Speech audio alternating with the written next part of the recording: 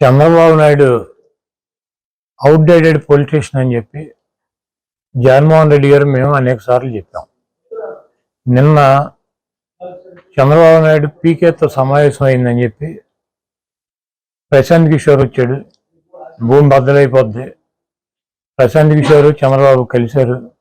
3 గంటలు రూమ్లో కూర్చున్నారు ఇద్దరు. మధ్యలో లోకేష్ లోపలికి బయటికి వెళ్ళి వస్తున్నాడని చెప్పి ఏబిఎన్ రాధాకృష్ణ, ఈటీవీ, మన టీవీ5 బిఆర్ నాయుడు గారు వీళ్ళందరూ కూడా నిన్న సాయంత్రం నుంచి వెనక్కి ముందుకి టీవీలు పగలగొట్టేశారు. ప్రశాంత్ కిషోర్ అనేవాడిని 2014లో మేము వాడేశాం. బుర్రలో గుజ్జంతా కూడా అయిపోయింది. చంద్రబాబు లాగా ఒట్టిపోయిన గీతలాగా ఆయన్ని తీసుకెళ్ళి మళ్ళీ ఇప్పుడు ప్రశాంత్ కిషోర్ని తీసుకెళ్ళి పెట్టుకుని వ్యూహకర్త అంటాడు. మేము వ్యూహకర్తగా పెట్టుకున్నప్పుడేమో ఆడేవాడు బీహార్ నుంచి వచ్చాడు తమ్ముళ్ళు అన్న ఏం పీకుతాడు, మనకన్నా గొప్పవాళ్ళు ఎవడని ఈ ప్రపంచంలో ఉన్నారో తమ్ముళ్ళు అని చెప్పి ప్రశాంత్ కిషోర్ గురించి మాట్లాడాడు.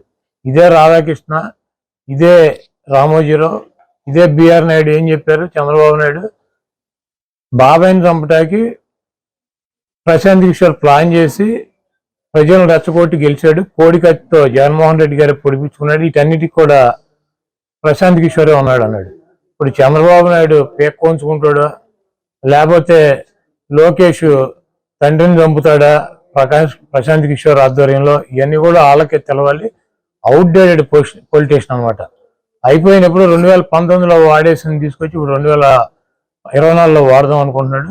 ప్రశాంత్ కిషోర్కి ఐపాక్కి ఏం సంబంధం లేదు. ప్రశాంత్ కిషోర్ వెస్ట్ బెంగాల్ ఎలక్షన్ అయినాక నేను వ్యూహకర్తగా ఉండట్లేదు, నేను తప్పుకున్నాను, నేను ఒక రాజకీయ పార్టీ పెట్టానని చెప్పి బీహార్లో రాజకీయ పార్టీ పెట్టి పాదయాత్ర చేసి ఈరోజు ప్రశాంత్ కిషోర్ మమతా బెనర్జీ మాట్లాడమంటే చంద్రబాబుని ఇండియా కూటమిలో చేరమని చెప్పి అడగటానికి చర్చలు జరపడానికి వచ్చారు.